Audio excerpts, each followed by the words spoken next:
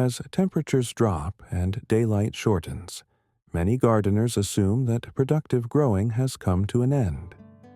In reality, cold weather opens the door to a different kind of garden, one built around vegetables and herbs that are biologically adapted to low temperatures. These plants do not merely survive the cold. Many actively improve in flavor, texture, and reliability once frost arrives. Understanding how and why they grow in cold conditions allows a garden to remain productive well beyond the traditional season. Cold weather gardening begins with recognizing that plant growth does not stop at the first frost. For many crops, cool temperatures slow leaf expansion but strengthen cellular structure. Sugars accumulate inside plant tissues, acting as natural antifreeze and improving taste. Root systems continue functioning underground long after air temperatures drop, especially when soil is insulated by mulch or light coverings. This biological reality makes it possible to grow a wide range of vegetables and herbs through fall, winter, and early spring. Kale is one of the most cold-tolerant vegetables available to home gardeners. Once exposed to frost, kale undergoes a chemical change that converts starches into sugars. This not only protects the plant from freezing damage, but also results in sweeter, more tender leaves. Many varieties tolerate temperatures near 0 degrees Fahrenheit and continue producing usable foliage for months. Harvesting outer leaves encourages ongoing growth from the center, allowing a single planting to supply multiple meals throughout winter. Parsley is another crop well suited to cold conditions. As a biennial, parsley naturally prepares for winter by strengthening its root system during its first year of growth. Its leaves tolerate repeated frosts, remaining green and usable even after light snowfall. Parsley grows slowly in cold weather, but maintains consistent quality. When protected from extreme wind and ice, it can be harvested steadily through much of the winter season. Garlic is planted specifically because of winter conditions. When planted in fall, garlic cloves establish roots before the soil freezes. The extended cold period is essential for proper bulb formation in spring. Throughout winter, garlic remains dormant above ground while developing underground. Once temperatures rise, growth resumes quickly. Garlic requires minimal winter care beyond mulching and is one of the most reliable cold season crops for long-term planning. Green onions, also known as bunching onions or scallions, are among the most adaptable vegetables for cold gardens. Many varieties tolerate freezing temperatures and resume growth after thawing. They grow well in garden beds or containers and can be harvested repeatedly by cutting leaves while leaving the roots intact. Their ability to recover quickly after cold exposure makes them especially useful in variable winter climates. Cilantro behaves differently in cold weather than it does in heat. In warm conditions, it bolts rapidly, producing flowers and losing leaf quality. Cooler temperatures slow this process, allowing cilantro to produce leaves for a longer period. While it requires some protection from deep freezes, cilantro performs well in cool fall and mild winter environments, offering improved flavor and extended harvest windows. Leaf lettuce varieties are particularly suited to cold weather. Loose leaf types grow close to the ground, where soil warmth provides some protection from freezing air. Frost improves leaf texture, making lettuce crisper and sweeter. While extreme cold can damage exposed leaves, lettuce can be harvested gradually and regrows under favorable conditions. With light covering, lettuce often survives temperatures well below freezing. Carrots benefit from cold weather by storing sugars in their roots as protection against freezing. This process significantly enhances sweetness. Carrots can remain in the ground through winter, effectively stored by the soil itself. Mulching prevents deep freezing and allows for midwinter harvest. This method reduces storage needs while maintaining excellent quality. Beets are similarly resilient. Both their roots and greens tolerate cool temperatures, and frost improves their flavor. Beet roots remain firm and usable in cold soil, while greens can be harvested selectively. Beets require consistent spacing and drainage, but otherwise demand little winter maintenance. Radishes grow quickly in cool weather and mature before deep winter sets in. While they are not long-term winter crops in very cold climates, they perform well in late fall and early spring. Their fast growth makes them useful for filling gaps in cold-season planting schedules. Cabbage is structurally adapted to withstand cold. Dense heads protect inner leaves from frost damage, and many varieties tolerate snow and extended cold periods. Cold temperatures tighten head formation and improve taste. Cabbage grows slowly in winter but remains stable and dependable. Broccoli thrives in cool weather and continues producing after the main head is harvested. Side shoots develop over time, allowing for extended yields. While extreme cold may slow growth, broccoli tolerates light freezes and maintains quality when properly spaced and protected. Swiss chard remains productive across a wide temperature range.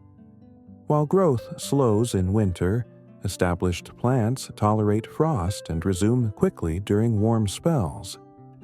Its thick stems and flexible leaves reduce cold damage, making it a dependable leafy green in extended seasons. Spinach is one of the most cold-hardy leafy vegetables available. It grows low to the ground, benefits from soil warmth, and becomes noticeably sweeter after frost exposure. Spinach often survives under snow cover and resumes growth in early spring without replanting. Together, these 14 vegetables and herbs form the foundation of a functional cold-weather garden. They do not rely on artificial heat or complex systems, only on an understanding of seasonal biology and basic protection. Cold-weather gardening is not an extension of summer practices, but a distinct approach built around patience, timing, and plant selection.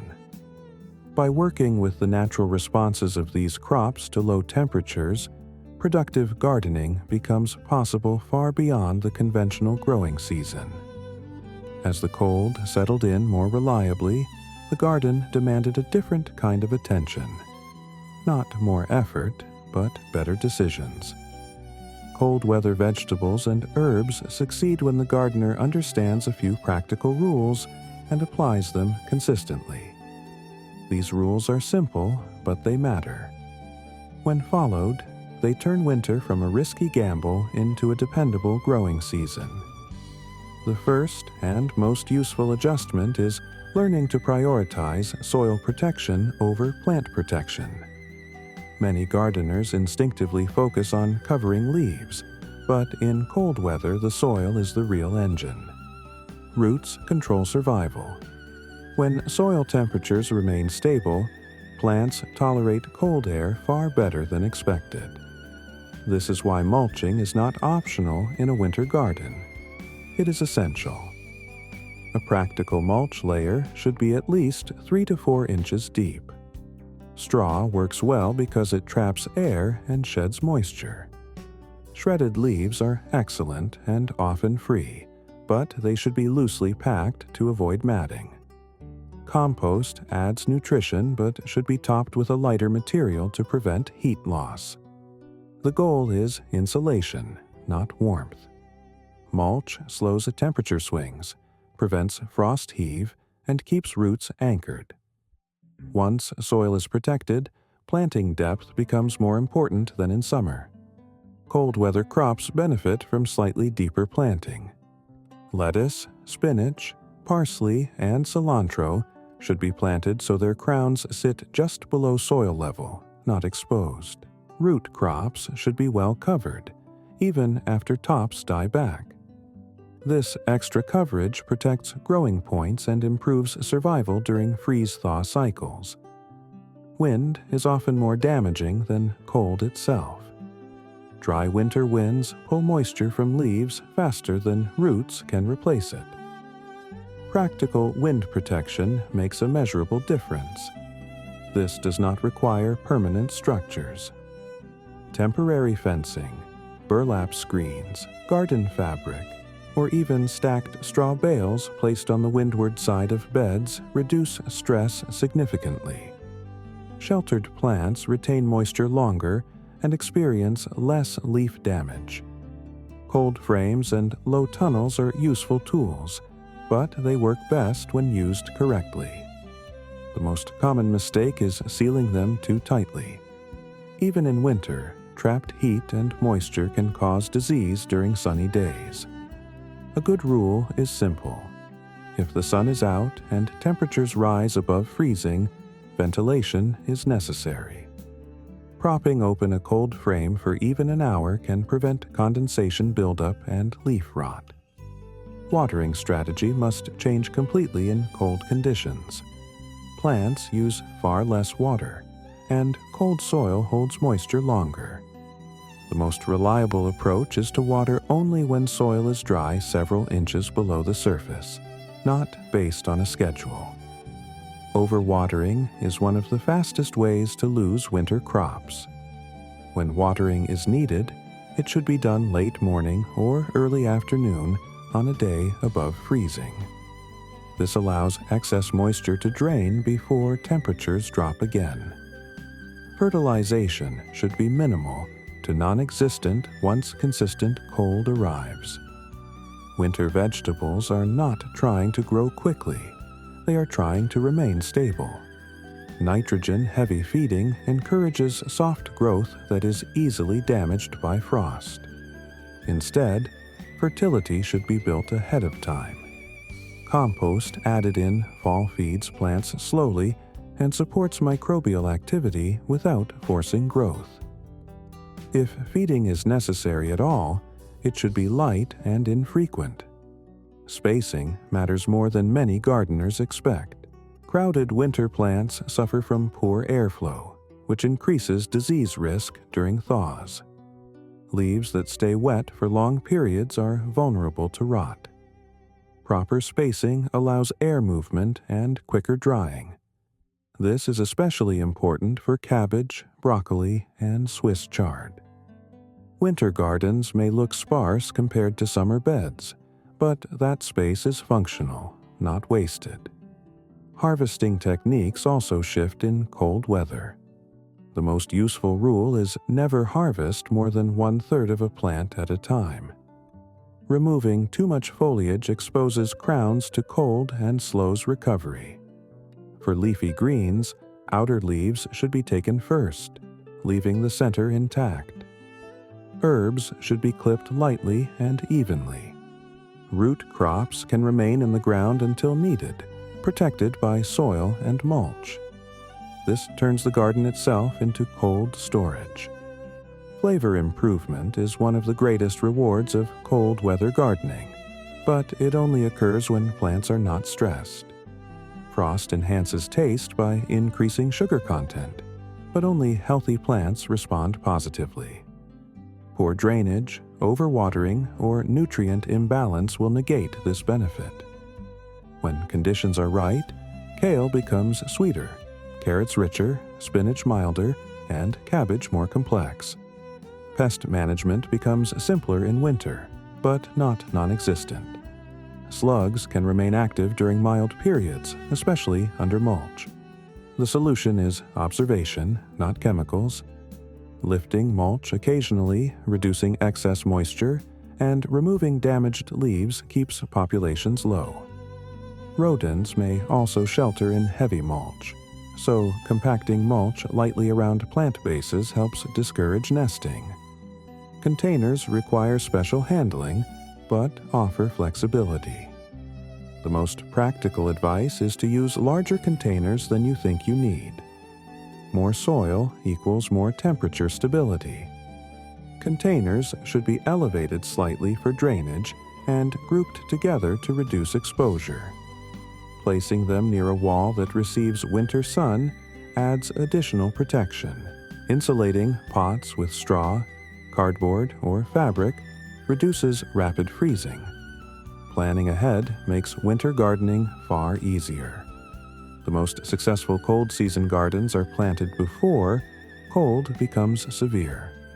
Plants should be established while soil is still workable and roots can grow. Cold does not stop established plants. It stops new growth. Timing matters more than speed. Cold weather gardening rewards consistency rather than intensity. There is less daily work, but more observation.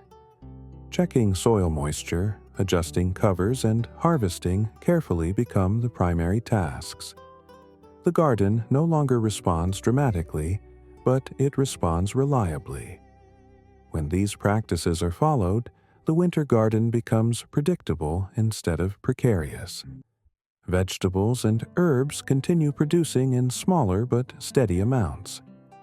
Effort decreases while quality improves. Cold becomes a filter rather than a threat, favoring crops and gardeners who work with it instead of against it. This approach turns cold weather into a functional growing season, not a pause. The garden remains active, productive, and useful, proving that growth does not depend on warmth alone, but on understanding.